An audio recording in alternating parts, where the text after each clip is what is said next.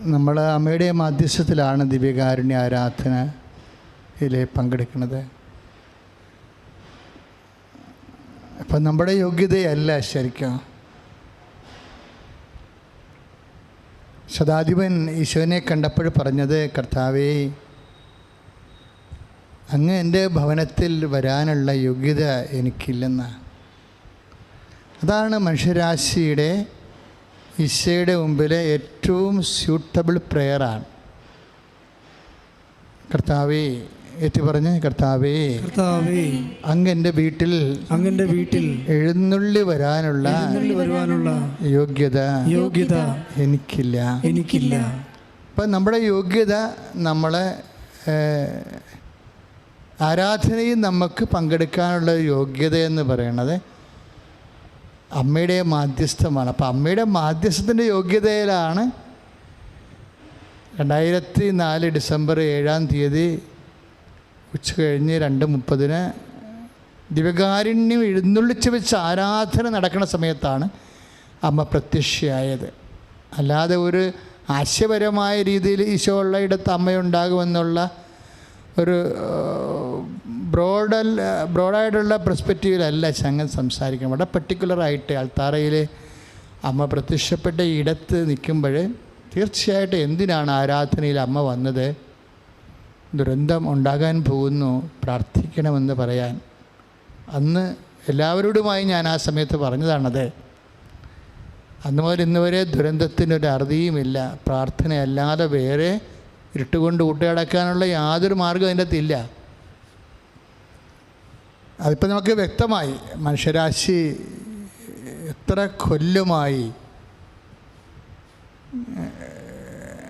എത്രയോ അഡ്വാൻസ്ഡ് ആയെന്ന് പറഞ്ഞിട്ടും നമ്മളെപ്പോഴും 0- അണ്വായുധങ്ങളുമായി F-52 വിമാനവാഹിനികൾ സൗത്ത് ചൈന കടലിലെ അഭ്യാസങ്ങൾ നടത്തുകയാണ്. അതിനേക്കാൾ വലിയ ദുരന്തം എന്താ ഉണ്ടാകാൻ പോണത്?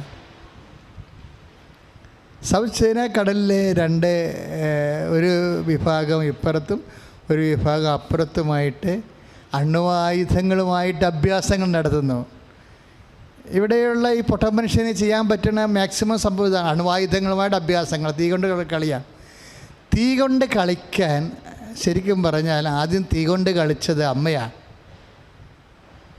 എന്ത് തീ കൊണ്ടാണ്? തീ കൊണ്ട് കളിക്കണം നീ. പക്ഷെ എന്ത് തീ കൊണ്ട് നീ കളിക്കണം എന്ന് പറഞ്ഞത് അമ്മയാണ്. ഇതെങ്ങനെ സംഭവിക്കും? ഞാൻ പുരുഷനെ അറിയുന്നില്ലല്ലോ എന്ന് പറയുമ്പോഴേ അവിടെയാണ് തീ കൊണ്ടുള്ള കളി വരണത്. എന്താ പറയണത്? നിൻ്റെ അറിവ് കേടും ഒന്നും ദൈവതിരുസന്നിധിയിൽ പ്രസക്തമല്ല. Whether you know or not.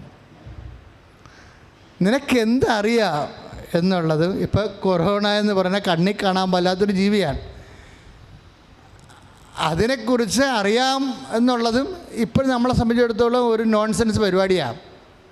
അതിന് ഭയങ്കര 0.012 വെയിറ്റ് ഉണ്ട്, അത് താഴെയാണ് കിടക്കണത് എന്നൊക്കെ നമുക്കറിയാം. പക്ഷേ എന്നാ ജനങ്ങൾ ചത്തുമാറുകയല്ലേ. അപ്പോൾ ഈ മനുഷ്യന്മാരുടെ അറിവ് കൊണ്ട് അതൊക്കെ ഒരു വലിയ കഥയൊന്നുമില്ല. അതുകൊണ്ടാണ് പൗലോസ് പറയണത്, അറിവ് കൊണ്ടെന്ന് പറയണവൻ അറിയേണ്ട കാര്യം അറിയുന്നില്ല. അറിയേണ്ട കാര്യം എന്താണ്? ഇതെങ്ങനെ സംഭവിക്കും? ഞാൻ പുരുഷനെ അറിയുന്നില്ലല്ലോ എന്ന് പറയുമ്പോൾ നമ്മുടെ അറിവില്ലായ്മ ദൈവതിരുസന്നിധിയിൽ ഏറ്റുപറയുന്നതാണ് മരിയൻ ഫോർമുല എന്ന് പറയണത്. ഇപ്പം നിൻ്റെ കുടുംബത്തിൽ കടങ്ങൾ കയറി 18 കോടി കടമുണ്ടായിരുന്ന ആൾക്കാർ സാക്ഷ്യം പറഞ്ഞില്ല. എങ്ങനെയാണ്? ഒറ്റ രാത്രി കൊണ്ടാണ് ചേഞ്ച് ചെയ്യണത്. നമുക്കറിയണമെന്ന് നിർബന്ധമില്ല. ഇപ്പോൾ ഡോക്ടർ പറഞ്ഞ് നാളെ ഓപ്പറേഷനാണ്, പക്ഷേ രോഗി ഒന്നെങ്കിൽ എന്താ അവസ്ഥയെന്നറിയത്തില്ല. ഇത് വളരെ റിസ്ക്കാണ്. നമ്മുടെ സൂപ്പർ സ്പെഷ്യാലിറ്റി ആശുപത്രിയിലൊക്കെ ചെല്ലുമ്പോൾ പണ്ട് MBBS മാത്രം പഠിച്ചിരുന്ന ഡോക്ടർമാർ നമ്മളോട് കാണുമ്പോൾ ചിരിച്ച് സന്തോഷമായിട്ട് കുഴപ്പമില്ല എന്നല്ലേ പറയണത്. ഇന്ന് MDയും 3 MDയും പിന്നെ സ്പെഷ്യൽ കോഴ്സും എല്ലാം എടുത്തിട്ട് അവർ പറയണത് റിസ്ക്കാണ് എന്നല്ലേ പറയണത്. അപ്പോൾ സോഫിസ്റ്റിക്കേറ്റഡ് എന്തുമാത്രം സങ്കീർണമായ മെഡിക്കൽ ഉപകരണങ്ങൾ കണ്ടുപിടിക്കുമ്പോഴും റിസ്ക്കാണെന്നാണ് മനുഷ്യൻ പറയണത്. എന്ന് വെച്ചാൽ അറിയില്ലല്ലോ. ഈ അറിയില്ലല്ലോ എന്ന് പറയണ സംഭവം അത് ദൈവത്തോടാണ് പറയണമെന്നുണ്ടെങ്കിൽ ഈ രോഗിയോട് പറയുമ്പോഴാണ് പ്രശ്നം വരണത്. ഡോക്ടർമാർ ഇത്രയും പഠിച്ചിട്ടും സങ്കീർണമായ ഉപകരണങ്ങൾ അവിടെ കയ്യിൽ ഇരുന്നിട്ട് റിസ്ക്കാണെന്നല്ലേ പറയണത്. പണ്ടങ്ങനെ പറയത്തില്ലായിരുന്നു. അപ്പോൾ അറിയില്ലെന്നാണ് പറയണത്. അമ്മയും അത് തന്നെയാണ് പറയണത്, അറിയില്ലല്ലോ. പക്ഷെ പറഞ്ഞ ആൾ എന്താണ്? ദൈവത്തോടാണ് പറയണത്. ദൈവവേദലേ, എൻ്റെയും നിൻ്റെയും അറിവില്ലായ്മ ആദരവോടെ, എളിമയോടെ, വിനയത്തോടെ പറയേണ്ടത് ദൈവത്തോടാണ് എന്നാണ് അമ്മ ഭാഷ്യം. സ്തുതിക്കട്ടെ. ഹല്ലേലൂയ.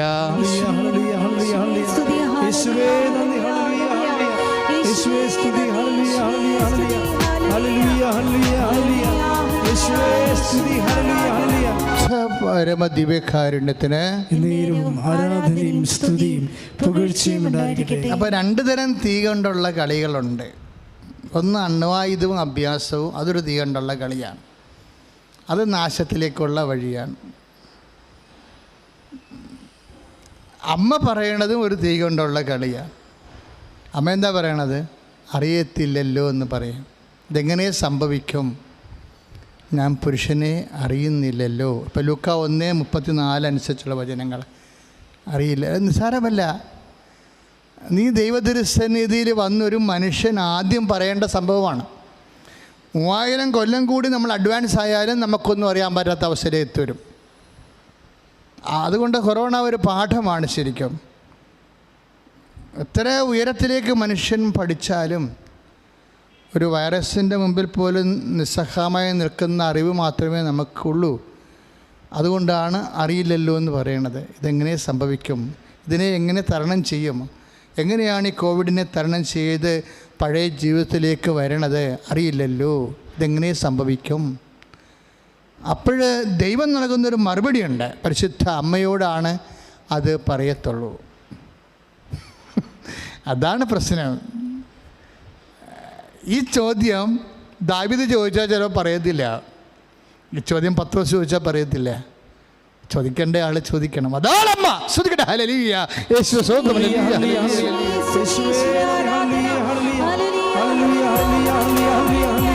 ആരാധനയും സ്തുതിയും പുകഴ്ചയും ഉണ്ടായിരിക്കട്ടെ. അമ്മയോടാണ് കർത്താവ്, പിതാവായ ദൈവം, പരിശുദ്ധാത്മാവ്, പ്രത്യേക ദൈവം, ഏകസത്യ ദൈവം രഹസ്യം പറഞ്ഞത്. എന്താണ് പറഞ്ഞത്? ഇതിനെ രക്ഷപ്പെടാൻ മാർഗമുണ്ട്. എന്താണ്? പരിശുദ്ധാത്മാവ് നിൻ്റെ മേൽ വരും. എന്നിട്ട് പറഞ്ഞേ, പരിശുദ്ധാത്മാവ് നിൻ്റെ മേൽ വരും. എങ്ങനെയുള്ള പരിശുദ്ധാത്മാവാണ്? അത്യുന്നതൻ്റെ ശക്തി. അപ്പോൾ നമ്മൾ എളിമയോടെ നിസ്സഹായ അവസ്ഥ ദൈവതിരുസന്നിധി വിനയത്തോടെ പറയുമ്പോൾ ദൈവം മനസ്സ് തുറക്കും. പരിശുദ്ധാത്മാവ് നമ്മുടെ മേൽ വരാനുള്ള അടിസ്ഥാന നടപടികൾ ഒന്നാണിത്. എന്താണ്? അതുകൊണ്ടാണ് അമ്മ പറയുക, അവിടുന്ന് തൻ്റെ ദാസിയുടെ വിനീതാവസ്ഥ തെക്കൻ പാർത്തു. അതായത് ഉള്ളതുപോലെ അപ്പാ, വേറെ മാർഗമില്ല, കടങ്ങൾ പരിഹരിക്കാൻ മാർഗമില്ല, വരുമാനം ഉണ്ടായിരുന്നതൊക്കെ നഷ്ടപ്പെട്ടു പോയി, കുടുംബനാഥൻ രോഗിയാണ് എന്ന് നമ്മൾ ദൈവതിരുസന്നിധി വിനയത്തോടെ പറയുമ്പോൾ, അത് വിനയത്തോടെയാണ് പറയണമെന്നുണ്ടെങ്കിൽ തീർച്ചയായിട്ടും നിനക്ക് മരിയൻ കൃപ കിട്ടിയതുപോലെ നിനക്കും കിട്ടും. എന്താണ്? ദൈവം അവിടുന്ന് തൻ്റെ ദാസ്യം. ശ്രുതിക്കട്ടെ. ഹല്ലേലൂയ. യേശുവേ സ്തോത്രം.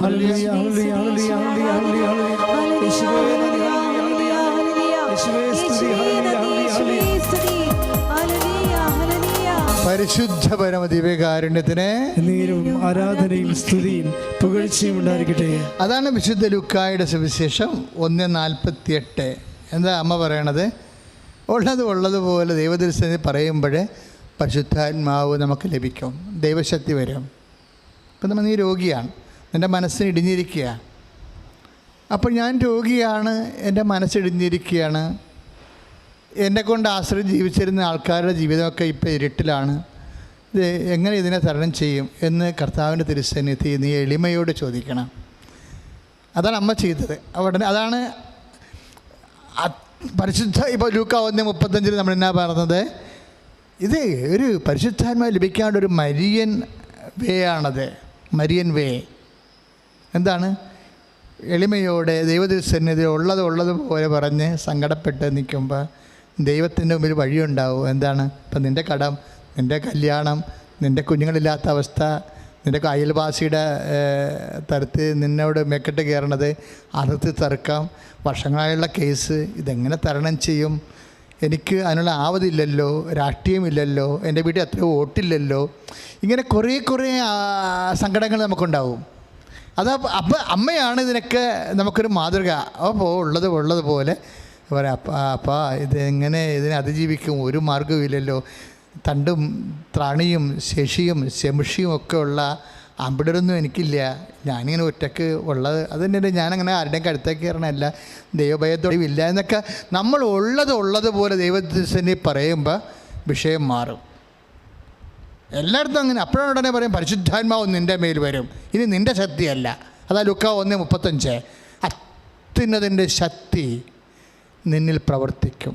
അതാണ് തീ കൊണ്ടുള്ളൊരു കളി എന്ന് പറയണത്. അതൊരു കളിയാണ് പരിശുദ്ധാത്മാവ് വരണത്. തീനാമ്പുകളുടെ ഇപ്പം അപ്പോസ്തലന്മാരും ദൈവത്തോട് എന്താ ചോദിച്ചത്?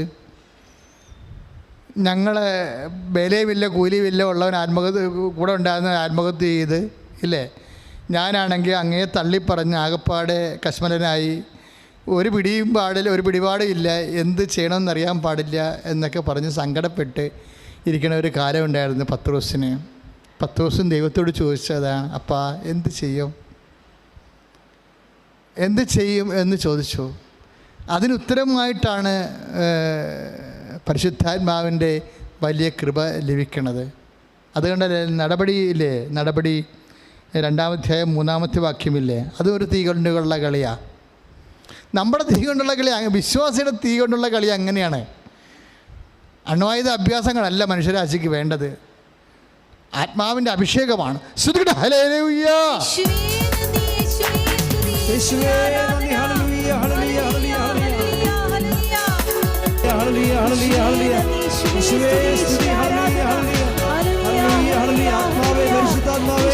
ഞങ്ങളെ അഭിഷേകത്താൽ നിറയ്ക്കണമേ. ഹല്ലേലൂയ ഹല്ലേലൂയ ഹല്ലേലൂയ ഹല്ലേലൂയ ഹല്ലേലൂയ റൂഹായേ ഞങ്ങളിൽ നിറയണമേ. ഹല്ലേലൂയ ഹല്ലേലൂയ ഹല്ലേലൂയ ഹല്ലേലൂയ ഹല്ലേലൂയ. പരിശുദ്ധ പരമദിവ്യകാരുണ്യത്തിന് നേരവും ആരാധനയും സ്തുതിയും പുകഴ്ചയും ഉണ്ടായിരിക്കട്ടെ. പരിശുദ്ധ പരമദിവ്യകാരുണ്യത്തിന് നേരവും ആരാധനയും സ്തുതിയും പുകഴ്ചയും ഉണ്ടായിരിക്കട്ടെ. പരിശുദ്ധ പരമദിവ്യകാരുണ്യത്തിന് നേരവും ആരാധനയും സ്തുതിയും പുകഴ്ചയും ഉണ്ടായിരിക്കട്ടെ. പ്രിയപ്പെട്ടവരെ, അതായത് കർത്താവിൻ്റെ വചനങ്ങൾ ഇതുപോലെ അമ്മയെപ്പോലെ അതിനേക്കാൾ തീഷ്ണമായ ചില ജീവിത സാഹചര്യങ്ങൾ ഈശോയ്ക്കുണ്ടായിട്ടുണ്ട്.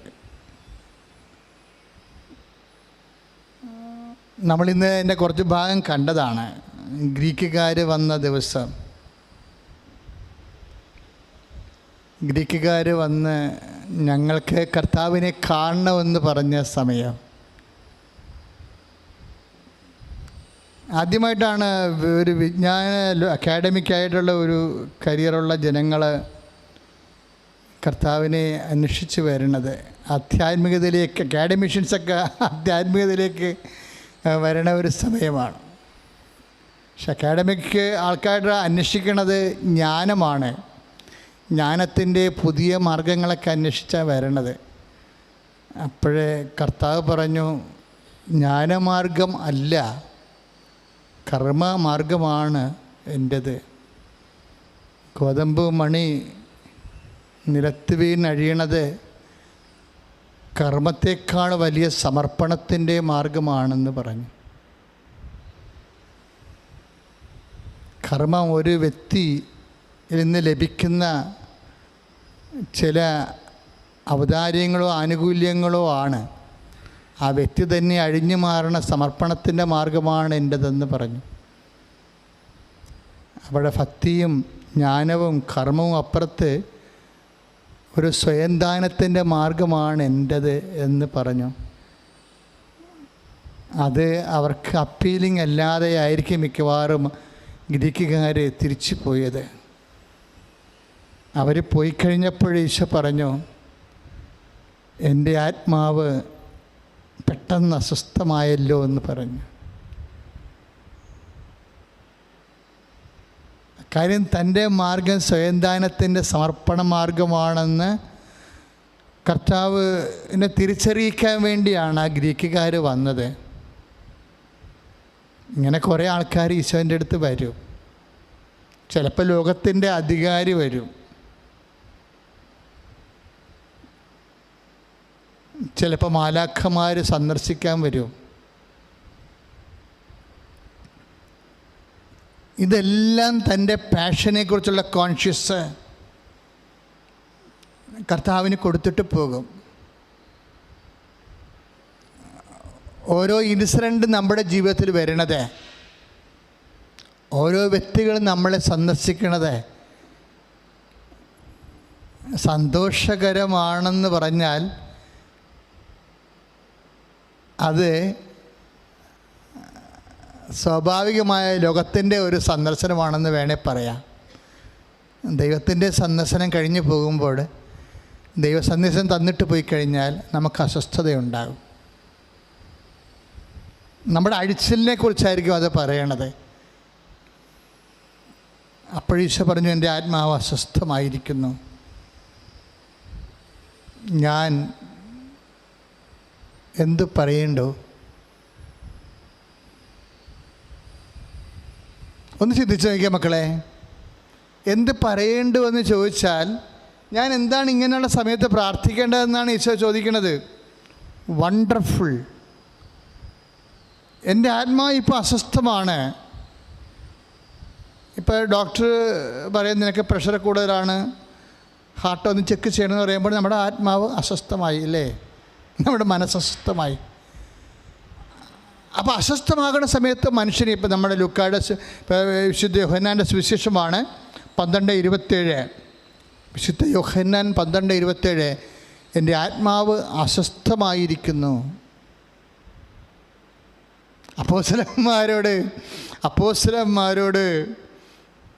അപ്പോസ്തലന്മാർ ഈശോനോട് ചോദിച്ചില്ലേ, ഈശോ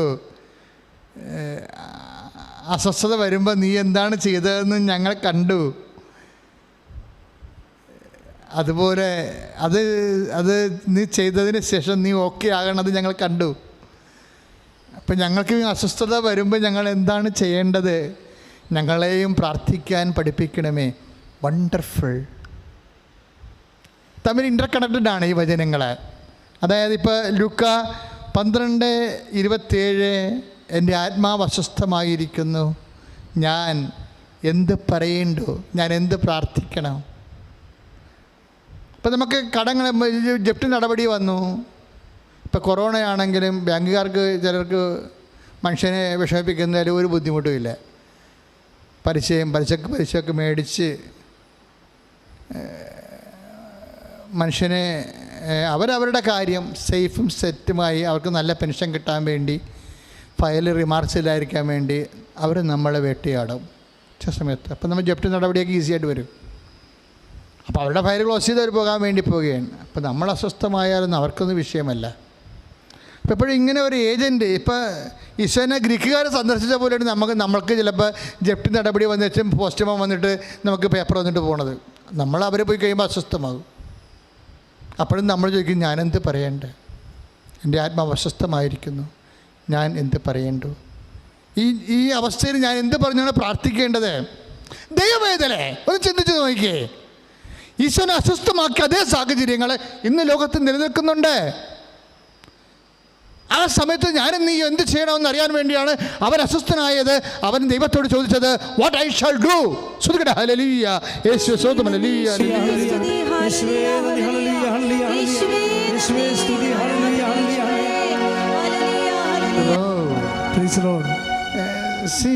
എൻ്റെ സഹോദരങ്ങളെ, ഈ പരിശുദ്ധാത്മാവിൻ്റെ ഒരു നിറവ് കണ്ടില്ലേ? ഈശോയുടെ മനസ്സ് പീഡാനുഭവത്തിലേക്ക് വഴുതി അങ്ങ് പെട്ടെന്ന് ആ സ്മരണയിലേക്ക് പോവുകയാണ്. ഗ്രീക്കുകാർ വന്ന് പോയി കഴിയുമ്പോൾ അതൊരു ഇൻറ്റിമേഷൻ നൽകിയിട്ട് അവർ പോയി. അവർ കൊടുത്തതല്ലത്, പരിശുദ്ധാത്മാവ് ഈശോയ്ക്ക് കൊടുത്തതാണ്. They are seeking wisdom. But your way is the way of kenosis. അനിഹിലേഷൻ്റെ സ്വയം സമർപ്പണത്തിൻ്റെതാണ് നിൻ്റെ വഴി എന്നറിഞ്ഞപ്പോൾ ഈശോ പറഞ്ഞ് കൊതമ്പ് മണി നിലത്ത് വീണ് അഴിയണം. He will submiss you.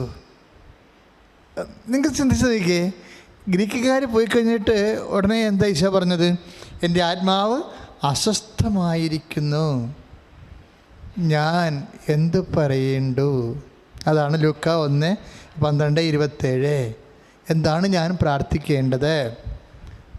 പിതാവേ, എന്താണ് പ്രാർത്ഥിക്കേണ്ടത് എന്ന് ചോദിച്ചപ്പോൾ അപ്പാ പറഞ്ഞു, പരിശുദ്ധാത്മ പറഞ്ഞു, ഈശോ അസ്വസ്ഥമാകുമ്പോൾ പ്രാർത്ഥിക്കാനുള്ള പ്രാർത്ഥനയുണ്ട്, അത് പറഞ്ഞു തരാമെന്ന് പറഞ്ഞു. ഞാൻ എന്ത് പറയേണ്ടു, ഞാൻ എന്ത് പ്രാർത്ഥിക്കേണ്ടു എന്ന് ചോദിച്ചപ്പോൾ ഞാൻ ഇങ്ങനെ മരണകരമായ വേദന അനുഭവിക്കുമ്പോൾ ഞാൻ എന്ത് പ്രാർത്ഥിക്കും എന്ന് പരിശുദ്ധാത്മാവിനോട് ചോദിച്ചപ്പോൾ പരിശുദ്ധാത്മാവ് പറഞ്ഞു, നീ എന്നാ പ്രാർത്ഥിക്കേണ്ടത്? സ്വർഗസ്ഥനായ ഞങ്ങളുടെ പിതാവേ എന്ന് പ്രാർത്ഥിക്കണം. അങ്ങയുടെ നാമം പൂജിതമാക്കണമേ എന്ന് പ്രാർത്ഥിക്കണം. അസ്വസ്ഥത വരുമ്പോൾ അതാണ് പ്രാർത്ഥിക്കേണ്ടത്. അതാണ് ഈശോ ഉടനെ പ്രാർത്ഥിച്ചത്. അപ്പാ, അങ്ങയുടെ നാമത്തെ മഹത്വപ്പെടുത്തണമേ. ശ്രുതികടേ ശ്രുതികട ഹല്ലേലൂയ, യേശു സ്തോത്രം, ഹല്ലേലൂയ ഹല്ലേലൂയ ഹല്ലേലൂയ ഹല്ലേലൂയ ഹല്ലേലൂയ ഹല്ലേലൂയ.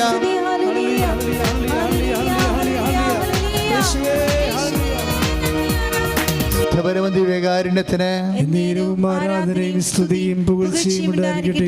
പ്രിയപ്പെട്ടവരൊന്ന് ശ്രദ്ധിച്ചേ. പ്രിയപ്പെട്ടവരെ, കണ്ടില്ലേ, അസ്വസ്ഥത വരുമ്പോൾ എൻ്റെ ആത്മാവ് അസ്വസ്ഥമായിരിക്കുന്നു. അതാണ് ലൂക്ക നടപടി യോഹന്നാൻ 12:27.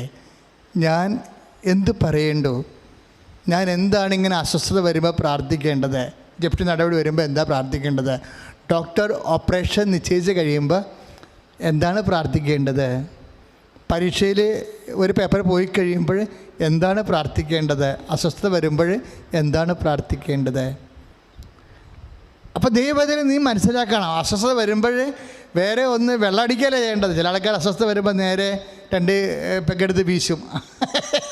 അത് ഇരുട്ട് കൊണ്ട് എങ്ങനെയാണ് ഊട്ട് നടക്കണത്? നടക്കത്തില്ല. അതല്ല, നമുക്കൊരു വഴി കർത്താവ് തന്നിട്ടുണ്ട്. അസ്വസ്ഥത വരുമ്പോൾ, ഇപ്പം കല്യാണം, ഇപ്പം നിൻ്റെ ഭർത്താവ് പറഞ്ഞു നിന്നെ ഞാൻ വീട്ടിൽ കൊണ്ട് ആക്കാൻ പോകണമെന്ന് പറഞ്ഞു. നിൻ്റെ മക്കൾ ചിലപ്പോഴും നിന്നെ അനുസരിക്കണില്ല, അപ്പോൾ നിൻ്റെ മനസ്സ് അസ്വസ്ഥമാകും. അപ്പോൾ ഇങ്ങനെ ജീവിതത്തിൽ വ്യത്യസ്തമായ സാഹചര്യങ്ങളിലേക്ക് മനസ്സ് അസ്വസ്ഥമാകും. അപ്പോൾ ഈശോ ചോദിച്ചു, ഞാൻ എന്ത് പറയേണ്ടു? ഞാൻ എന്ത് പറഞ്ഞാണ് പ്രാർത്ഥിക്കേണ്ടത്? ഉടനെ പരിശുദ്ധാത്മാവ് ഇങ്ങനെ അസ്വസ്ഥത വരുമ്പോൾ എന്ത് പറഞ്ഞ് പ്രാർത്ഥിക്കണമെന്ന് പറയും. എന്താണ് പറഞ്ഞത്? സ്വർഗസ്ഥനായ ഞങ്ങളുടെ പിതാവേ, അങ്ങയുടെ നാമം പൂജിതമാകണമെന്ന് പ്രാർത്ഥിക്കാൻ പറയും. ഈ പാഠമാണ് പിന്നീട് ഈശോ അപ്പോസ്തലന്മാർക്ക് കൊടുക്കുന്നത്. അതാണ് ലൂക്ക 1 യോഹന്നാൻ 12:28. എന്താ പറയണത്? അപ്പാ, ഞാൻ എന്ത് പ്രാർത്ഥിക്കേണ്ടതെന്ന് പറയുമ്പോൾ ഉടനെ പരിശുദ്ധാത്മ പറയും, നീ അപ്പായുടെ നാമത്തെ മഹത്വപ്പെടുത്താൻ പറയും. എന്നുവെച്ചാൽ അങ്ങയുടെ നാമം പൂജിതമാകാൻ പറയും. ഉടനെ ഈശോ പറയും, അപ്പാ, അങ്ങയുടെ നാമത്തെ മഹത്വപ്പെടുത്തണമേ. അവിടെ നിന്നാണ് സ്വർഗസ്ഥനായ പിതാവ് വരണത്. അപ്പാ, അങ്ങയുടെ നാമത്തെ ദൈവവേദലേ, നീ ഇപ്പോഴേ കർത്താവിനെയാണ് കേൾക്കണത്. നീ ഓർക്കണം, നമ്മുടെ കർത്താവ് മരിച്ചുയർത്തെഴുന്നേറ്റവനാണ്. ഈ മരണവും ചമ്മട്ടിയും തള്ളിപ്പറച്ചിലും ഒറ്റുകൊടുക്കലും എല്ലാം കണ്ടവനാണ്. അതാണ് ഈശോ പറഞ്ഞത്, ഞാൻ ലോകത്തെ ജയിച്ചിരിക്കുന്നു. ലോകത്തെ ജയിച്ചവൻ്റെ മുമ്പിലാണ് നമ്മൾ പ്രാർത്ഥിക്കുന്നത്. ലോകത്തെ ജയിച്ചിരിക്കുന്നു. ഞെരുക്കങ്ങളും ജയവും ഒരുമിച്ച് പോണതാ. ഇപ്പം 16:33 യോഹന്നാൻ്റെ സുവിശേഷം.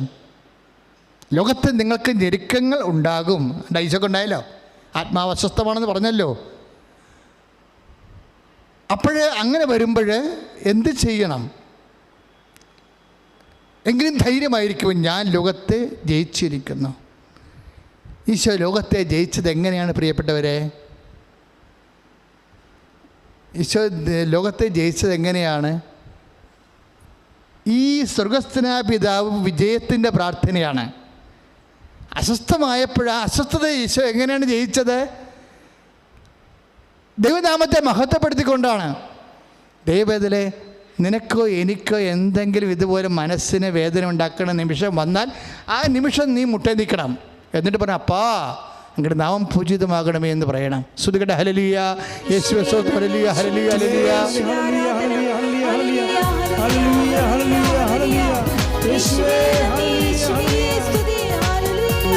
ഈശോ സ്വർഗസ്ഥനായ പിതാവ് ചൊല്ലി എപ്പോൾ എന്ത് സംഭവിച്ചു? ഈശോ സ്വർഗസ്ഥനായ പിതാവ് ചൊല്ലി കഴിഞ്ഞപ്പോൾ എന്ത് സംഭവിച്ചു? അപ്പൻ്റെ മനസ്സിന് സബ്മിഷനായപ്പോൾ എന്നാ സംഭവിച്ചു? ഒരു വലിയ സംഭവം നടന്നു. ലോകത്തിൻ്റെ അധികാരി പുറന്തള്ളപ്പെട്ടു. അപ്പോൾ നമുക്ക് ഈ ലോകത്തിൻ്റെ അധികാരിയെ പുറന്തള്ളാൻ പറ്റും. 12:31 യോഹന്നാന്റെ സുവിശേഷം 12:31. സ്തുതിക്കട്ടെ. ഹല്ലേലൂയ.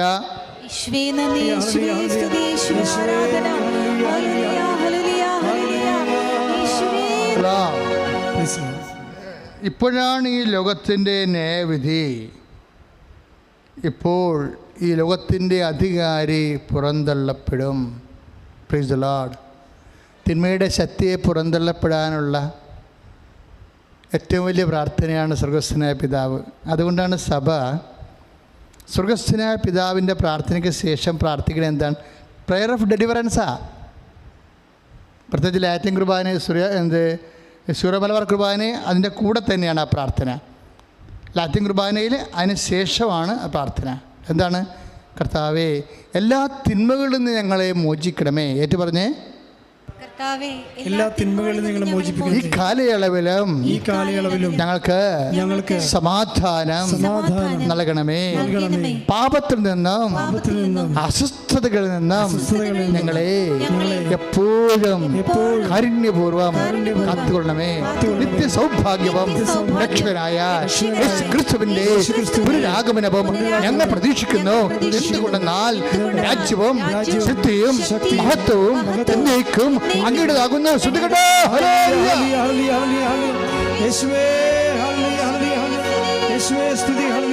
അപ്പൊ സ്വർഗസ്ഥനായ പിതാവ് എന്നാത്തിൻ്റെ പ്രാർത്ഥനയാണ്? സാത്താനെ പുറന്തള്ളുന്ന പ്രാർത്ഥനയാണ്. ഭൂമിയിൽ നിന്ന് ഉയർത്തുന്ന പ്രാർത്ഥനയാണ്. നിങ്ങൾ നിലംപരിശായി കിടക്കത്തില്ലേ? ഗോതമ്പ് മണി നിലത്ത് വീണ് അഴിഞ്ഞ പോലെ കിടക്കുമ്പോഴും ഇവിടുന്ന് പുതിയ നാമ്പ് ഉയർന്നു വരുന്നത് എങ്ങനെയാണ്? ഈ പ്രാർത്ഥനയിലാണ്. അതുകൊണ്ടാണ് ഈശോ പറയണത് ഭൂമിയിൽ നിന്ന് ഞാൻ ഉയർത്തപ്പെടും. എൻ്റെ കൂടെ പറയണതാണ്, ഭൂമിയിൽ നിന്ന് ഞാൻ ഉയർത്തപ്പെടും. ഈശോ കുരിശിലാണ് ഇങ്ങനെ ഉയർത്തപ്പെടുന്നത് അല്ലേ? അപ്പോൾ എല്ലാ മനുഷ്യരെയും എന്നിലേക്ക് ആകർഷിക്കും. അപ്പോൾ ഉയർത്തപ്പെടുക എന്നുള്ളത് നമ്മുടെ അസ്വസ്ഥതയ്ക്ക് ശേഷം വരുന്ന സബ്മിഷന് ശേഷം വരുന്നതാണ്. ചില കാര്യങ്ങൾ വിൽ ഓഫ് ഗോഡിന് നമ്മൾ അഡ്ഹിയർ ചെയ്ത് കഴിഞ്ഞാൽ ഇനി കർത്താവിൻ്റെ ഇഷ്ടം പോലെ ചെയ്യട്ടെ, വരട്ടെ, കർത്താവ് ചെയ്യട്ടെ എന്ന് ദൈവത്തിൻ്റെ നാമത്തെ മഹത്വപ്പെടുത്തുകയാണ്. അതാണ് പറഞ്ഞത്, അപ്പാ അങ്ങയുടെ നാമത്തെ മഹത്വപ്പെടുത്തണമേ എന്ന് വെച്ചാൽ അങ്ങയുടെ നാമത്തെ പൂജിതമാക്കണമേ, അങ്ങയുടെ രാജ്യം everything is our father in heaven പ്രെയറാണ് എല്ലാം. ഈശോ ഇവിടെയാണ് സ്വർഗസ്ഥനായ. അപ്പം ഒരു അസ്വസ്ഥതയുടെ പശ്ചാത്തലത്തിൽ നിന്നാണ് പ്രെയർ ഓഫ് ഡെലിവറൻസും അവർ ഫാദർ എല്ലാം രൂപപ്പെട്ട് വരണത്. എന്നിട്ട് പിന്നെ ഈശോ പറയും എങ്ങനെയാണ്? പിന്നെ എല്ലാം ഈശോ പറഞ്ഞ വാക്കുകൾ എന്താണ്? അങ്ങയുടെ നാമത്തെ മഹത്വപ്പെടുത്തണമേ. ഇത് ശരിക്കും പറഞ്ഞാൽ നമ്മൾ ചിന്തിച്ചാൽ ഗെത്സെമേൻ പ്രെയറുമായിട്ട് ഇൻ്റർകണക്റ്റഡാണിത്. ഇതിൻ്റെ അടിയിൽ കൂടി ഒരു ടണൽ പോകുന്നുണ്ട്. ഇതിനെ കൂടി അതായത് നമ്മുടെ ഈ യോഹന്നാൻ്റെ 12 27, 28 ഞാനെന്ത് പ്രാർത്ഥിക്കണം? അപ്പാ അങ്ങയുടെ നാമത്തെ മഹത്വപ്പെടുത്തണമേ എന്ന് പ്രാർത്ഥിച്ചിട്ട് ആ പ്രാർത്ഥനയുടെ ഒരു ടണല് അന്തർഭാവമായിട്ട് നേരെ പോകണത് മർക്കോസിൻ്റെ സുവിശേഷം 14, 35, 36 പോണത്. അവിടെ എന്താ പറയുക? അവിടെയും സ്വർഗസ്ഥനായ പിതാവ് തന്നെ പ്രാർത്ഥിക്കണത്. അപ്പോഴാൾ ചോര വിയർത്തൊരു സമയമായിരുന്നു ഗത്സേമനിയിലും അസ്വസ്ഥയുടെ സമയത്ത് ഈശോ പ്രാർത്ഥിക്കണത്. ഈ അവർ ഫാദർ ഭയങ്കര ഒരു പ്രാർത്ഥനയാണ്. ഞാൻ എന്തിനാ എൻ്റെ സഹോദരനോട് ഇങ്ങനെ പറയണമെന്നറിയാവോ? നിങ്ങൾ അർത്ഥം അറിഞ്ഞ് പ്രാർത്ഥിക്കണം. ഇതൊരു ലിപ് സർവീസ് അല്ല, മറിച്ച് ഇതാണ് നമുക്ക് ഭൂമി ചെയ്യാനുള്ളത്. പോ ഭൂമിയിൽ ഞാൻ അങ്ങയെ മഹത്വപ്പെടുത്തി എന്നല്ലേ പറഞ്ഞുകൊണ്ടല്ലേ തുടങ്ങണത്. യോഹന്നാൻ 17:4 ഗെത്സമൻ പ്രയർ, ഗെത്സമനിൽ ഈശോ എന്ന് പറഞ്ഞ് തുടങ്ങണത് സ്വർഗ്ഗസ്ഥനായ പിതാവ് തന്നെ പറഞ്ഞുകൊണ്ടാണ് തുടങ്ങണത്. എന്താണ്? മുട്ടുകുത്തിയിട്ട് പറ, അപ്പാ ഗ്ലോറിഫൈ യുവർ സൺ, പുത്രനെ നീ മഹത്വപ്പെടുത്തണമേ എന്ന് പറയണതാണ്. കാരണം എന്താണ്? അപ്പം ആ ഭൂമിയിൽ, ഈ ഭൂമിയിൽ നമുക്കെന്താ ചെയ്യാനുള്ളത്? ഭൂമിയിൽ ഈശോ എന്നാ ചെയ്തത്? യോഹന്നാൻ 17:4 എന്താ ചെയ്തത്? ഭൂമിയിൽ നമുക്ക് ചെയ്യാനുള്ളത് സ്വർഗ്ഗസ്ഥനായ പിതാവെന്ന പ്രാർത്ഥന ചൊല്ലുകയും അതുപോലെ തന്നെ ചെയ്യുകയും ചെയ്യണം. This is Christian life, very simple. ചൊല്ലലും ചെയ്യലും. സ്വർഗ്ഗസ്ഥനായ പിതാവ് ചൊല്ലുകയും സ്വർഗ്ഗസ്ഥനായ പിതാവ് ചെയ്യുകയും. അതാണ് നമ്മുടെ ആധ്യാത്മിക ജീവിതം. വളരെ സിമ്പിളാണ്, വെരി ഇഫക്റ്റീവാണ്, വളരെ ക്ലിയറാണ്. ശരിക്കും ചൊല്ലുക, ചെയ്യുക. എന്ത്? സ്വർഗ്ഗസ്ഥനായ പിതാവ്. ഗെത്സമനിൽ അവസാനം മുട്ടുകുത്തുമ്പോഴും 17:4 പറയും, അപ്പാ സ്വർഗ്ഗസ്ഥനായ ഞങ്ങളുടെ പിതാവേ, അങ്ങയുടെ നാമം പൂജിതമാകണമേ. അപ്പോൾ ആ ഭൂമിയിൽ ഞാൻ അങ്ങയെ മഹത്വപ്പെടുത്തി, ആകയാൽ അങ്ങേ പക്കൽ എന്നെ മഹത്വപ്പെടുത്തണമേ. അതാണ് സ്വർഗ്ഗസ്ഥനായ പിതാവെന്ന് പ്രാർത്ഥന ചൊല്ലിക്കൊണ്ട് തുടങ്ങിയിട്ട് അവസാനവും ഈശോ തന്നെയാണ് പറയണത്. സ്വർഗ്ഗസ്ഥനായ പിതാവിൻ്റെ പ്രാർത്ഥന തന്നെയാണ്. പക്ഷേ ആദ്യം യോഹന്നാൻ പറയും ഈശോ എന്നാ സംസാരിച്ചതെന്ന്. ആദ്യത്തെ സ്വർഗ്ഗസ്ഥനായ പിതാവിൻ്റെ ആദ്യ വരിയാണ് ഈശോ സംസാരിക്കുന്നത്. ഭൂമി ഞാൻ അങ്ങയെ മഹത്വപ്പെടുത്തി, ആകെ അങ്ങേ പക്കൽ എന്നെ മഹത്വപ്പെടുത്തണമേ. അതാണ് അത്. മർക്കോസിലേക്ക് വരുമ്പോൾ 14:35-36 വരുമ്പോൾ വീണ്ടും ഈ ചോര വിയർക്കുമ്പോഴും ഇത് തന്നെയാണ് പ്രാർത്ഥന. ശ്രുതികട ഹല്ലേലൂയ.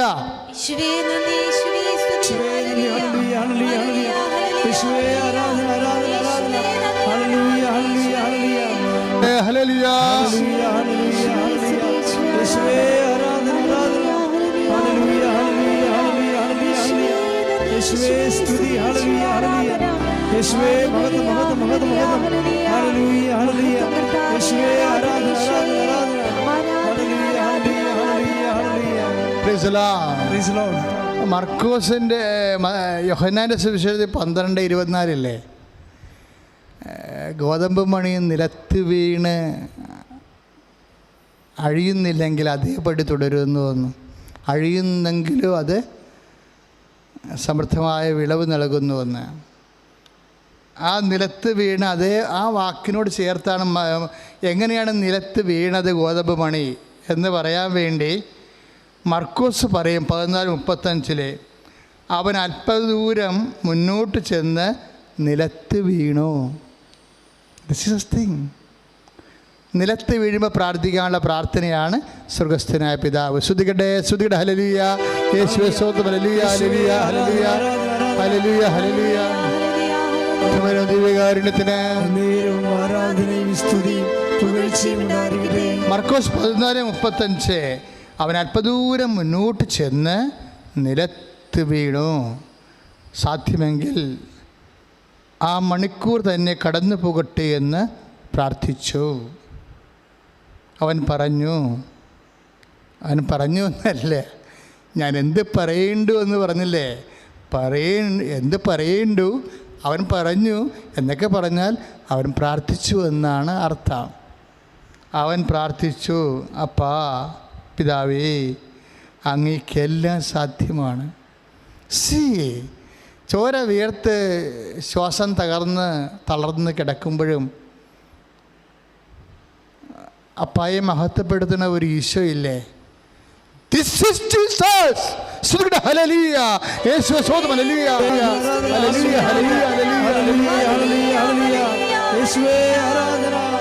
പറഞ്ഞു, അപ്പാ പിതാവേ എല്ലാം അങ്ങേക്ക് സാധ്യമാണ്. മർക്കോസ് 14:36 തിരുവചനം. ഈ പാനപാത്രം എന്നിൽ നിന്ന് മാറ്റിത്തരണമേ, എന്നാൽ എൻ്റെ ഇഷ്ടമല്ല അങ്ങയുടെ ഇഷ്ടം നിറവേറട്ടെ. സ്വർഗ്ഗസ്ഥനായ പിതാവാണ് പ്രാർത്ഥിക്കണേ. എൻ്റെ ഇഷ്ടമല്ല, അങ്ങയുടെ ഇഷ്ടം നിറവേറട്ടെ. എൻ്റെ മക്കളെ, ഈ സ്വർഗസ്ഥനായ പിതാവ് ഈശോ ചോര വിയർത്ത് പ്രാർത്ഥിച്ചതും പ്രയോഗിച്ചതുമാണ്. ചോര വിയർക്കുമ്പോഴും പ്രാർത്ഥിക്കാനുള്ള പ്രാർത്ഥനയാണ്, സ്വർഗസ്ഥനായ ഞങ്ങളുടെ പിതാവേ, അങ്ങയുടെ നാമം പൂജിതമാകണമേ, അങ്ങയുടെ രാജ്യം വരണമേ. ഈ പ്രാർത്ഥന ഞാൻ ഈ ദിവസങ്ങളിൽ ധ്യാനിച്ചപ്പോൾ എൻ്റെ മനസ്സിൽ വന്നത് ഈ പാപ്പ ക്രോസ് എന്നും ഒരു സംഭവമുണ്ട്. പാപ്പ ക്രോസ് നമുക്കറിയത്തില്ലേ, കുറേ തരം കുരിശുകളില്ലേ.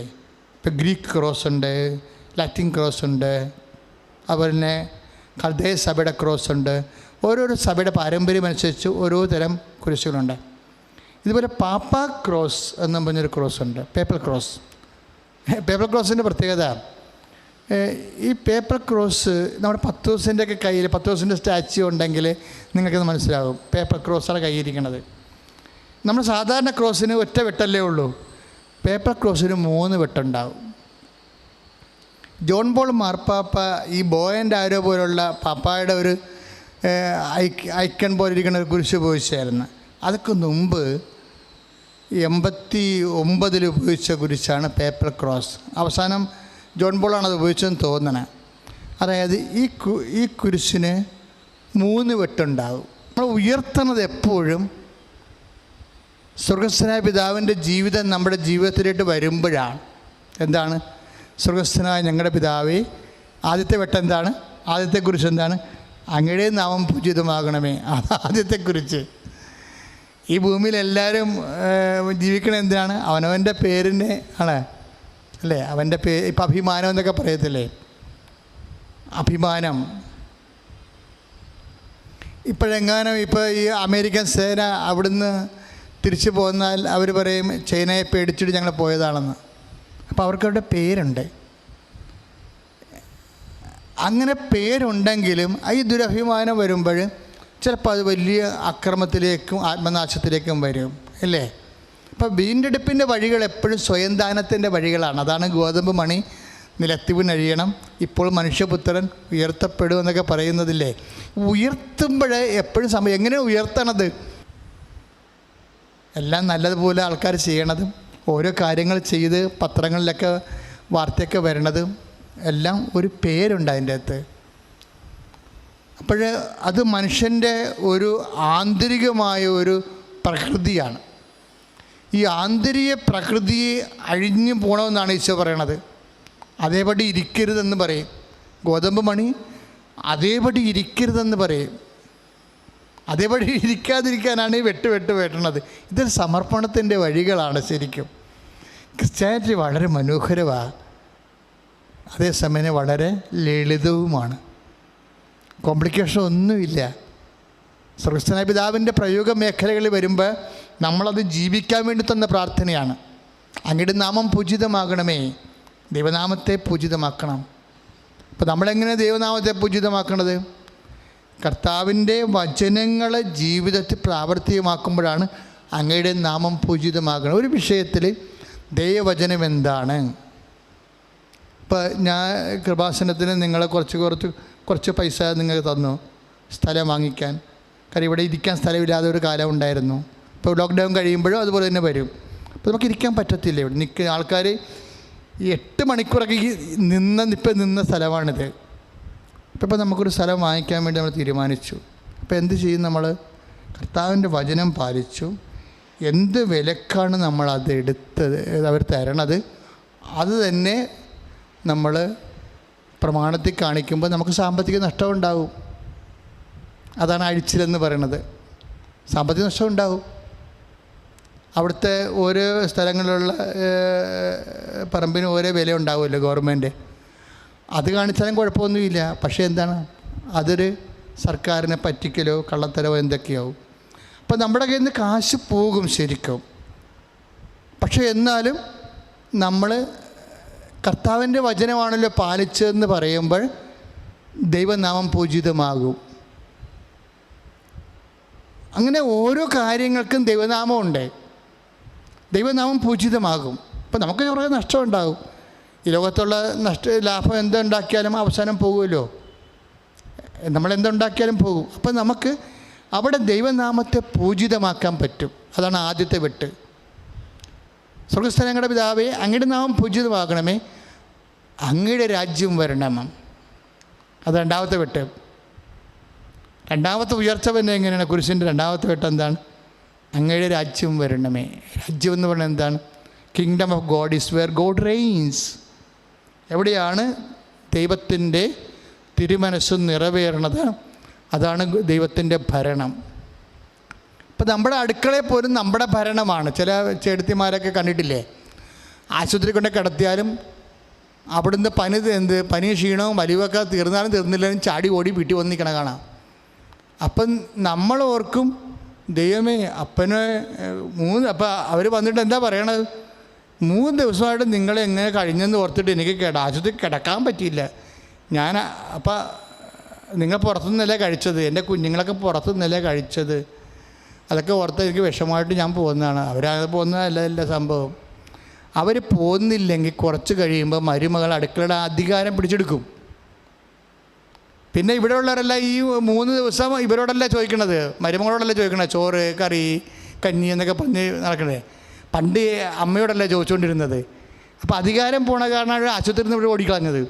ഇപ്പോൾ വീട്ടിൽ വന്ന് അധികാരം പിടിച്ചെടുക്കാൻ വന്നിരിക്കുകയാണ്. അപ്പോൾ അതൊരു രാജ്യമാണത്. അതാണ് ലോകരാജ്യം എന്ന് പറയണത്. ഈ ലോകരാജ്യത്തിന് ഇപ്പം മരുമകൾ ചെയ്യണേ ചെയ്തോട്ടാ, അവൾക്കൊരു പേര് കിട്ടിക്കോട്ടെ എന്ന് പറയുമ്പോൾ ദൈവരാജ്യത്തിലായി നമ്മൾ. അങ്ങയുടെ നാമം പൂജിതമാകണമേ, അങ്ങയുടെ രാജ്യം വരണമേ. പക്ഷേ വെട്ട് നമുക്ക് കിട്ടും. ഈ മരുമകൾ തന്നെ നമുക്കിട്ട് പണി തരും. കാരണം നമ്മുടെ സൈഡ് ലൈൻ ചെയ്തുകൊണ്ട് ഇനി അവളുടെ അംഗം നമുക്ക് കാണേണ്ടി വരും. പക്ഷെ അത് നമുക്ക് കർത്താവിന് സമർപ്പിക്കും. പിതാവ് അങ്ങയുടെ നാമത്തെ മഹത്വപ്പെടുത്തണമെന്ന് പറഞ്ഞ് ഈശോനെ പോലെ സമർപ്പിക്കും. ആ സ്വർഗ്ഗസ്ഥനായ പിതാവിൻ്റെ ഒരു ജീവിതം, അടുക്കള, സ്വർഗ്ഗസ്ഥനായ പിതാവിൻ്റെ ജീവിതം നമ്മൾ അടുക്കളയിൽ കാണിക്കുന്നതാണിത്. ഇങ്ങനെ ജീവിതത്തിൻ്റെ എല്ലാ മണ്ഡലങ്ങളിലും രണ്ടാമത്തെ വെട്ടായി. മൂന്നാമത്തെ എന്താ? അങ്ങയുടെ തിരുമനസ്സ് സ്വർഗത്തിലെ പോലെ ഭൂമിയിലുമാകണം. അതാണ് ഈശോ പറഞ്ഞത്. ഇതെല്ലാം ഒന്ന് തന്നെയാണോ? ഇതെല്ലാം അങ്ങയുടെ തിരുമനസ്സും അങ്ങയുടെ രാജ്യവും എല്ലാം ഒന്നാണ്. അങ്ങയുടെ തിരുമനസ്സ് എൻ്റെ ഇഷ്ടമല്ല, അങ്ങയുടെ ഇഷ്ടം നിറവേറണമേ. സമർപ്പണമാണ് ശരിക്കും. ഇതാണ് സ്വർഗ്ഗസ്ഥനായ പിതാവ്. അപ്പോൾ 3 വെട്ടായി. അതാണ് പേപ്പർ കുരിശെന്ന് അച്ഛൻ പറഞ്ഞത്. സ്വർഗ്ഗസ്ഥനായ പിതാവേ എന്നുള്ള പ്രാർത്ഥന ജീവിതത്തിലെ പ്രയോഗിക്കേണ്ട കാലം വരുമ്പോഴേ നിന്റെ നാമത്തെ മഹത്വപ്പെടുത്തിക്കൊണ്ട് ദൈവരാജ്യത്തില് ജീവിക്കുവാൻ എന്നെ അഭിഷേകം ചെയ്യണമേ. ശ്രദ്ധിക്കട്ടെ.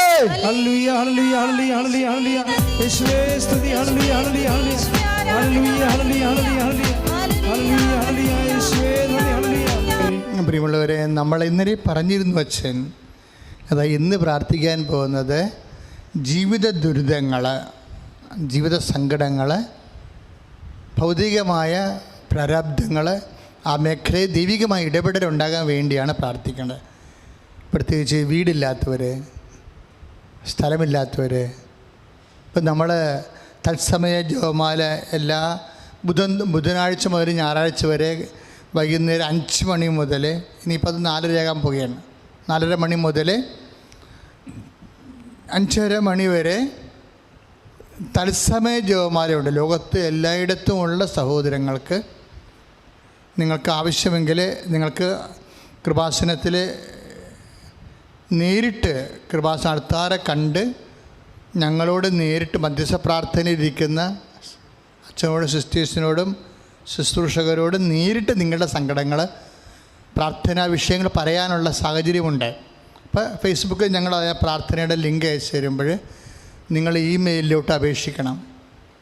നിങ്ങളുടെ ഇമെയിൽ ഞങ്ങളുടെ ഇമെയിലിലോട്ട് കൃപാസനം KLVR നിങ്ങളൊരു മെയിൽ സെൻഡ് ചെയ്താൽ മതി. എനിക്ക് ഇന്ന് വൈകുന്നേരം കണ്ട് പ്രാർത്ഥിക്കണം, ആരാധനയിൽ പങ്കെടുത്ത് പ്രാർത്ഥിക്കണം എന്ന് പറയുമ്പോൾ ഞങ്ങളിതിൻ്റെ ആ പ്രോഗ്രാമിൻ്റെ ശുശ്രൂഷയുടെ ലിങ്ക് നിങ്ങൾക്ക് അയച്ചു തരും.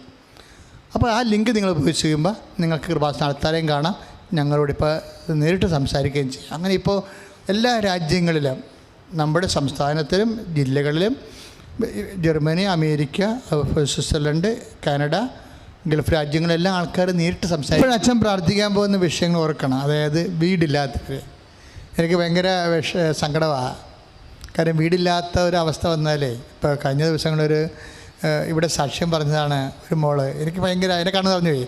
എന്താ സംഭവം എന്ന് വെച്ച് കഴിഞ്ഞാൽ അവൾ പറയും, ഞാൻ ഹോസ്റ്റലിൽ 5 കൊല്ലമായിട്ട് ഇപ്പോൾ BSc നഴ്സിംഗ് പഠിക്കുകയും അതിനുശേഷം പിന്നെ 3-4 കൊല്ലം പഠിച്ച് കഴിഞ്ഞപ്പോൾ ജോലി കിട്ടി. അപ്പോൾ 5-6 കൊല്ലമായിട്ട് ലീവിന് വരും, 6 മാസം കൂടുമ്പോഴൊക്കെ ലീവിന് വരും, വീട്ടിൽ വരും. അപ്പോൾ അവൾ പറയണേ, ഞാൻ ഓരോ ദിവസം വരുമ്പോഴും അപ്പൻ എന്നെ കാത്തു നിൽക്കും സന്ധ്യയ്ക്ക്. എന്നിട്ട് ഓരോ സന്ധ്യയ്ക്കും ഓരോ ലീവിനും വരുമ്പോൾ, സെമസ്റ്റർ കഴിഞ്ഞ് വരുമ്പോൾ എന്നെ അപ്പൻ ഓരോ പുതിയ വീട്ടിലാണ് കൊണ്ടുപോകണതെന്ന്. എന്താ കാര്യം? 6 മാസം കഴിയുമ്പോൾ അവർ പറഞ്ഞു വിടുമായിരുന്നു. വാടക കൊടുക്കാനൊക്കെ ബുദ്ധിമുട്ടുണ്ടാകുക, അല്ലെങ്കിൽ അവർ വാടകക്കാർ പറയും കൂടിയ വാടക കിട്ടാൻ വേണ്ടി ഇവർക്ക് വേറെ ആൾക്കാർക്ക് വീട് കൊടുക്കും. അപ്പോൾ അങ്ങനെ ഈ 6 കൊല്ലവും ഞാൻ 12 വീട്ടിലാണ് താമസിക്കുന്നത്. അപ്പോൾ കർത്താവിനോട് ഒരു ദിവസം ചോദിച്ച്, ഉടമ്പടി ചെയ്തേച്ച് അമ്മയോട് പറഞ്ഞു, അമ്മേ ഞാനിങ്ങനെ എപ്പോഴും ഇങ്ങനെ അലഞ്ഞ് നടക്കേണ്ടി വരുമോ? ഇതിനൊക്കെ ഒരു അറുതി അമ്മ വരുത്തത്തില്ലേ എന്ന് ചോദിച്ചു. എൻ്റെ ദൈവമേ, അത് ആത്മാർത്ഥമായിട്ടാണ് ആ ചോദ്യം ചോദിച്ചത്. അതാണ് ഈ ദൈവത്തിൻ്റെ ഹൃദയത്തെ സ്പർശിക്കണം, നമ്മൾ വായിക്കണം നാക്കുകൊണ്ട്. അതാണ് വിശ്വാസം എന്ന് പറയണത്. എന്നോട് എനിക്കത് ഒരു ഒറ്റ 21 ദിവസത്തിനുള്ളിൽ പുതിയ വീടെടുത്തവർ ദൈവത്തിൻ്റെ കയ്യിൽ എന്തുമാത്രം മാർഗ്ഗങ്ങളാണ്. അതുകൊണ്ടാണ് അച്ഛൻ എനിക്ക് വീടില്ലെന്നൊക്കെ പറയുമ്പോൾ, പക്ഷേ പെൺകുഞ്ഞുങ്ങളൊക്കെ ഉള്ള വീടില്ലെന്നൊക്കെ പറയുമ്പോൾ എനിക്ക് ഭയങ്കര വിഷമമാണ്. കാരണം വെച്ചാൽ അവരൊക്കെ വലുതായി വരികയില്ല, അവർക്കൊരു അഭിമാനത്തോടെ ജീവിക്കാൻ, സ്വന്തം വീട്ടിൽ ജീവിക്കാനുള്ള ആഗ്രഹം ഉണ്ടാകത്തില്ല. അതൊക്കെ നിസ്സാരമല്ലത്, വലിയ വലിയ കാര്യങ്ങളാണ്. ഇപ്പം മക്കളില്ല അച്ഛാ, വയറെ തൊട്ട് പ്രാർത്ഥിക്കണം എന്നൊക്കെ പറയുമ്പോൾ എനിക്കതും പെട്ടെന്ന് മനസ്സിലാകും. കാര്യം അവരുടെ വയറെ തൊട്ട് പ്രാർത്ഥിക്കാൻ പറഞ്ഞാൽ എന്താണ്? അവരിനി ചെയ്യാവുന്നെല്ലാം ചെയ്ത് കഴിഞ്ഞു, ഇനിയിപ്പോൾ കർത്താവ് വയറെ തൊടുമെങ്കിൽ തൊട്ട്. അതേ മാർഗ്ഗം ഉള്ളവർക്ക് വലിയ വലിയ ചികിത്സക്കുള്ള കാശില്ല, പക്ഷെ ഒരു കുഞ്ഞില്ലെങ്കിൽ അവർക്ക് അത് ഉൾക്കൊള്ളാനും പറ്റണില്ല. അപ്പം അങ്ങനെയൊക്കെ വരുമ്പോൾ പക്ഷേ കർത്താവിൻ്റെ അടുത്ത് നമുക്ക് എല്ലാം പറയാം മക്കളെ. അതുകൊണ്ട് അച്ഛൻ്റെ അഭിപ്രായം, ഇപ്പോൾ കുഞ്ഞില്ലാത്തവർ, ഇപ്പോൾ ഞാൻ പറഞ്ഞുകൊണ്ട് ഞാൻ പറയുകയാണ്, നിങ്ങളെ വയറെ തൊട്ട് ഇപ്പോഴും വിശ്വാസ പ്രമാണം ചെല്ലേ. വീടില്ലാത്തവർ, അതുപോലെ തന്നെ സ്ഥലമില്ലാത്തവരുണ്ട്, വഴിയില്ലാത്തവരുണ്ട്. ഇപ്പോൾ ഏറ്റവും വലിയ പ്രശ്നം എന്ന് പറയുന്നത് ഈ ലോക്ക്ഡൗൺ ആയപ്പോൾ ജോലി, ഇപ്പം നമ്മൾ തത്സമയം ജോമാരെ പോയി ഇരുന്ന് കഴിഞ്ഞാൽ എല്ലാവരും പറഞ്ഞു, അച്ഛാ ജോലിയില്ല, ഒരു വരുമാനം, എനിക്കും ജോലിയില്ല, ഭർത്താവിനും ജോലിയില്ല അച്ഛാ, ജീവിക്കാൻ വലിയ ബുദ്ധിമുട്ടാണെന്നൊക്കെ പറഞ്ഞിട്ട് തൊണ്ടയിടറണ കാണാം. അപ്പോൾ ഈ വിഷയങ്ങളെല്ലാം നമ്മൾ പരിശുദ്ധ അമ്മ വഴി ഈശോയ്ക്ക് സമർപ്പിക്കുകയാണ്. ഈ മേഖലയിലെല്ലാം കൃപാസന ജീവനോടെ, എന്തുകൊണ്ട് നമ്മൾ എനിക്കതിനുള്ള യോഗ്യത ഉണ്ടെന്ന് ഞാൻ കരുതണില്ല. ഞാൻ കുഞ്ഞുനാൾ പോലെ പ്രാർത്ഥിക്കുന്ന ആളാണ്, പക്ഷേ അമ്മ പ്രത്യക്ഷപ്പെടാനുള്ള യോഗ്യത ഉണ്ടോ? I don't know. പക്ഷേ അമ്മ ഈ സമൂഹത്തിൽ പെടുമ്പോൾ ഒരു വ്യക്തിയെ കണ്ടതല്ലത്. നമ്മൾക്കുണ്ടാകുന്ന ദുരന്തങ്ങളുടെ മേൽ അമ്മയ്ക്ക് തീരുമാനമുണ്ടെന്നും അമ്മ അതിൻ്റെ മേലെ ഒരു പരിഹാരം അമ്മയുടെ കയ്യിലുണ്ട് എന്ന് അത് പ്രാർത്ഥിച്ച് നിങ്ങൾ ദൈവതിരുസന്നിധിയിൽ നിന്ന് സംസാരിച്ചും സംഭാഷണം ചെയ്തും ദൈവത്തെ സമർപ്പിച്ചും വാങ്ങിക്കണം എന്ന് നമ്മൾ അനുസ്മരിപ്പിക്കുകയാണ് ചെയ്യണത്. അപ്പോൾ എല്ലാത്തിനും ഈ അൾത്താറ് നിനക്കൊരു സമാധാനം തന്നെയാണ്. ഇപ്പം തന്നെ കണ്ടേ, ഇപ്പം നേരത്തെ സ്റ്റുഡിയോയിൽ നടത്തിയപ്പോൾ 30,000 പേരാണ് ഒരു ശുശ്രൂഷ കൂടണത്. ഇപ്പം അമ്മയെ കണ്ട് പ്രാർത്ഥിക്കുന്നതൊക്കെ ഇപ്പം 60,000 പേരായി. ഇപ്പം കഴിഞ്ഞ ചൊവ്വാഴ്ച ഞാൻ നടത്തിയ ധ്യാനത്തിന് ഇന്ന് രാവിലെ നോക്കിയപ്പോൾ 60,000 പേര് ഓൾറെഡി കണ്ടു കഴിഞ്ഞു. അമ്മയുടെ അടുത്താരെ വരുമ്പോൾ വിഷയം മാറും, ആൾക്കാർക്കും അറിയാം, അച്ഛനെയും അറിയാം. അപ്പം അതുകൊണ്ട് എൻ്റെ മക്കൾ സന്തോഷമായിരിക്കണം. ഞാൻ ഒരുമാതിരിപ്പെട്ട എല്ലാ വിഷയങ്ങളും നിങ്ങൾക്ക് വേണ്ടി അമ്മയുടെ മധ്യസ്ഥതയിൽ ഈശോയ്ക്ക് സമർപ്പിക്കാൻ പോവുകയാണ്. ശ്രുതികട്ടെ ഹല്ലേലൂയ, യേശുവേ സ്തോത്രം, ഹല്ലേലൂയ, ഹല്ലേലൂയ, ഹല്ലേലൂയ, യേശുവേ സ്തോത്രം, ഹല്ലേലൂയ, ഹല്ലേലൂയ, യേശുവേ സ്തോത്രം, ഹല്ലേലൂയ, ഹല്ലേലൂയ, ഹല്ലേലൂയ, ഹല്ലേലൂയ, ഹല്ലേലൂയ, യേശുവേ സ്തോത്രം, ഹല്ലേലൂയ, ഹല്ലേലൂയ. നല്ലവനായ ഈശോ, വീടില്ലാത്തവരെ സംബന്ധിച്ച് പ്രാർത്ഥിക്കുന്നു കർത്താവേ, വഴിയില്ലാത്തവരെ സമർപ്പിച്ച് പ്രാർത്ഥിക്കുന്നു ഈശോ. കർത്താവേ, കുഞ്ഞുങ്ങളെ ഓർത്ത് വേദനിക്കുന്നവരെ, തെറ്റായ ബന്ധങ്ങൾ ചെന്ന് അകപ്പെട്ടു പോയവരെ, നിരാശപ്പെടുന്നവരെ, സാമ്പത്തികമായ തകർച്ച ഉള്ളവരെ, ജോലി ഇല്ലാത്തവർ, മാരക രോഗികൾ, കർത്താവെ സർട്ടിഫിക്കറ്റുകൾ, അതുപോലെ തന്നെയുള്ള രേഖാമൂലമുള്ള തടസ്സങ്ങളുള്ളത് കൊണ്ട് ജോലി ലഭിക്കാത്തവർ, ജോലി നഷ്ടപ്പെടുന്നവർ, കർത്താവ് തിരിച്ചു വരുന്നവർ, ക്വാറന്റൈൻ താമസിക്കുന്നവർ, കർത്താവെ കോവിഡ് തന്നെ വന്നിട്ട് ഒരു വീട്ടിൽ 2 പേർക്ക് വരെ വന്ന് വാർത്തകൾ നിങ്ങൾ വായിച്ചു കർത്താവെ, സങ്കടം കൊണ്ട് കണ്ണീരെ പ്രാർത്ഥിക്കുന്ന ഈശോ. വ്യത്യസ്തമായ രോഗങ്ങൾ, മാരക പീഠകൾ, ദുരിതങ്ങൾ, ജീവിത തകരാറുകൾ യേശു ക്രിസ്തുവിന്റെ നാമത്തിൽ നിർവീര്യമാകട്ടെ.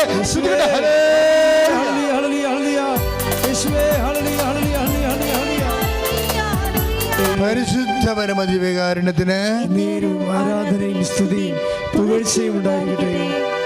മക്കളെ, ഈ അകന്നുപോയ ബന്ധങ്ങൾ,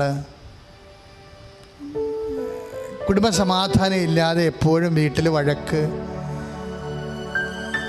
അത് അവർ ചെന്ന് അകപ്പെട്ടിരിക്കുന്ന ഈ ചില കുരുക്കുകളില്ലേ, അതിൽ നിന്ന് അവർ മാറാൻ തീരുമാനിക്കണില്ല.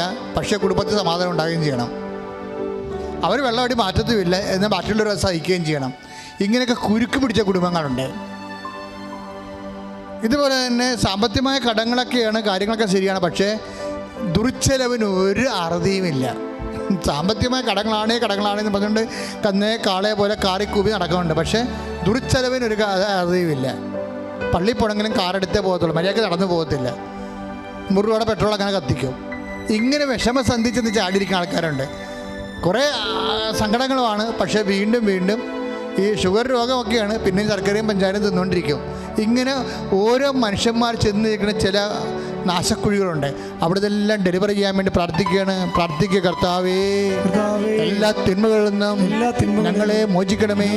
ഈ കാലയളവിലും ഞങ്ങൾക്ക് സമാധാനം നൽകണമേ. പാപത്തിൽ നിന്നും, രോഗത്തിൽ നിന്നും, അസ്വസ്ഥതകളിൽ നിന്നും, എല്ലാവിധ ജീവിത ദുരിതങ്ങളിൽ നിന്നും യേശുക്രിസ്തുവിന്റെ നാമത്തില് ഞങ്ങള് വിടുതൽ പ്രാപിക്കട്ടെ. ഹല്ലേലൂയ, ഹല്ലേലൂയ, ഹല്ലേലൂയ,